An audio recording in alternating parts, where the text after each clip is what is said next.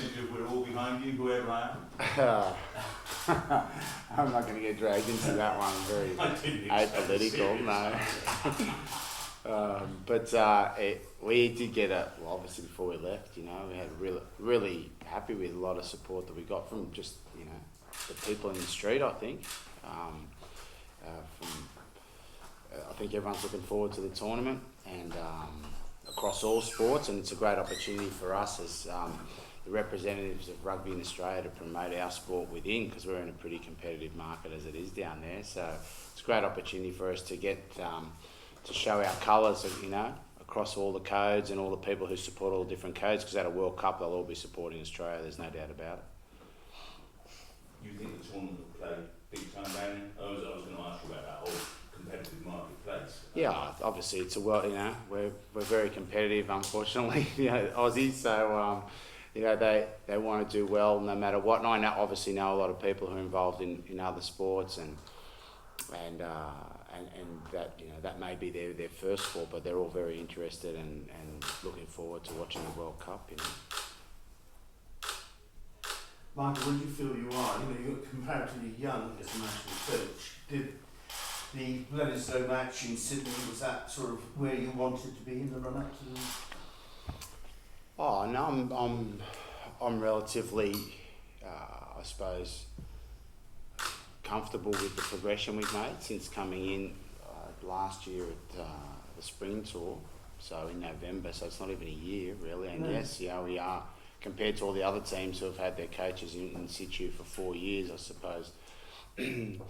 we are relatively young and experience-wise, but we're doing our best, preparing the best we can, and we've tried to make a strong plan from that day to now, and about things we're going to improve off the field and on the field around our physical, tactical, mental, our rugby play. So we've worked really hard and really honestly, and we're in a position now where we're keen for the tournament to start and to get stuck into it.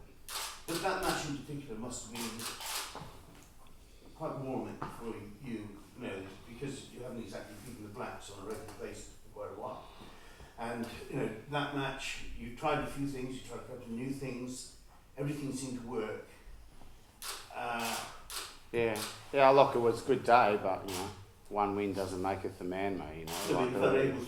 We've had a few wins in the tournament as well, and we changed around, so that was nice. And but we know, like I said, we made a plan after the spring tour. Once we realised exactly, I was pretty, I only had 3 days sort of notice then to get my head into it, and then afterwards sat down and thought about what was required. So trying to feed all those requirements along the way, as well as get to here and give it as good a shake as possible. Yeah.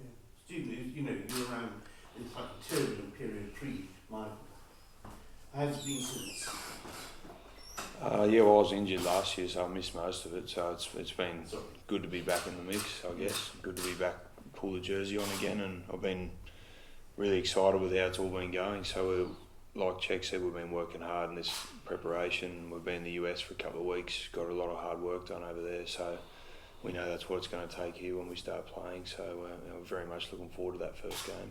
I'm thinking the period before you took over, the sort of couple of coaches before Michael came in, and then how's it panned out since his arrival? Yeah, look, any time you have instability isn't obviously the way you want it to go. So it's been really good the past 12 months. I think we've been really clear about what we want to be about. We've worked hard. I think that's been probably the foundation for a lot of what we've done. And we've got some results along the way. We're by no means where we want to be yet. So we're still trying to improve every day and arrive at that game next Wednesday ready to play. Yeah. Michael, given the fact that the Wallabies are never a million miles off the pace,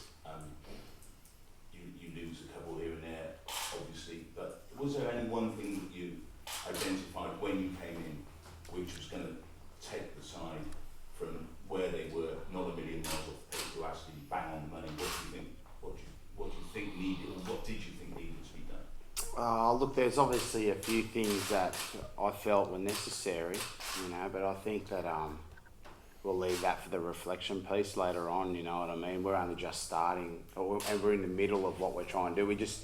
All we've done for now is get some groundwork together, so that we can be ready to be competitive in our pool and then on into the tournament. So,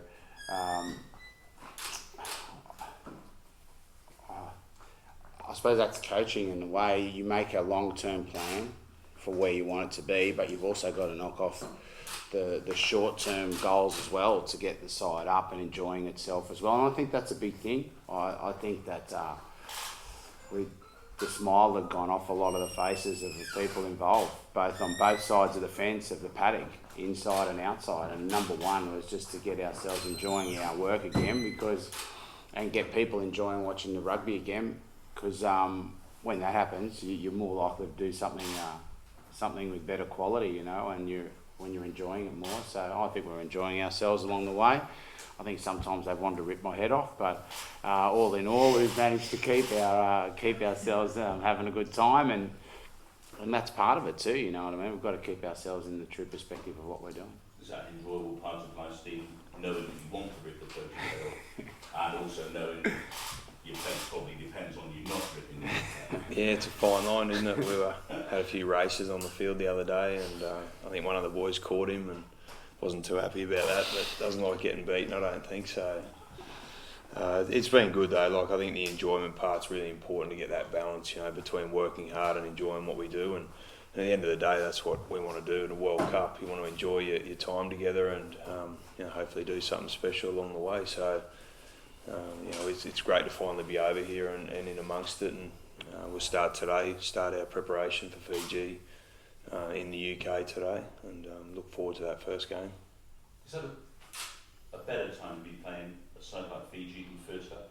Do you feel? I'd rather. Well, I think it's their second game, so.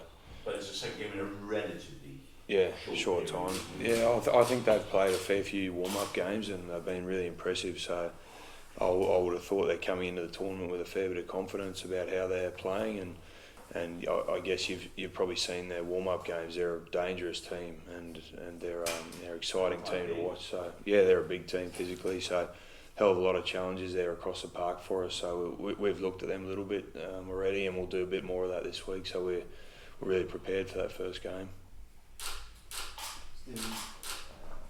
Matt Gitter said a couple of days ago suggested that England would be favourites to top the pool. Would you concur with that?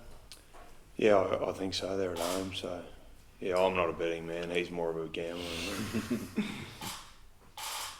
And how do you regard these sort of now 3 injuries that the Welsh have got? They got 2 starters who won't now be playing in the tournament, and the third guy, one of the guys who came in to replace Halfpenny, he's gone down. He's out of the tournament. They don't have a massive depth of resource. Yeah, mate, I think we've just tried to concentrate on ourselves, to be honest. Like, I think that's our real predicament. Our real situation was always that we needed to get our own, our team, the way we play, who we are, all the things about us, just comfortable for us, and get out, do our best with our selections, etc. And I'm sure that, this is the national team, there's plenty of depth in all the teams, so as unfortunate it is for those players to miss out, there'll always be someone ready to step up and represent their country, and I don't doubt they're a very passionate team, and I'm sure that they'll be just as strong one competition day as they would have been regardless. So I think they're an unfortunate part of the game, but I'm sure all coaches are ready for it. So. Do you have a view, Michael, on the strength of this particular pool of not feeling terribly well? 4 in the top 9 in the same pool. If you hadn't scored that you made try against Wales anyway, it wouldn't have happened. So it's sort of your fault in a sense.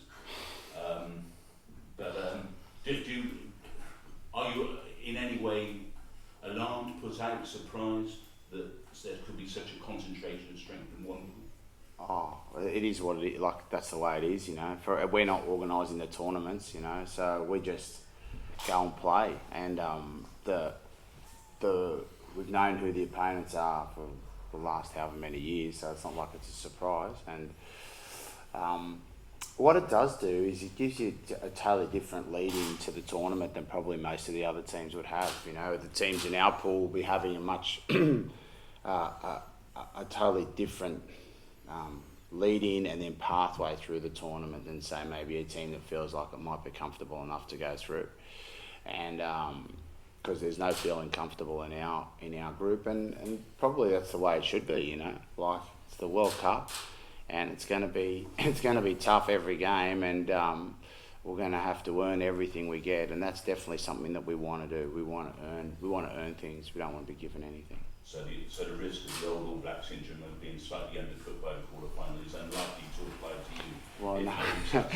No, I think if we've tried to time our run to have a understanding our pool, I think, and our draw, and then what we'll need to do after that as well. So you've obviously got to plan that out. So, but we're now, I think, I don't know how many, maybe 8 days out from our first game. So we're feeling like we're ready to start playing footy.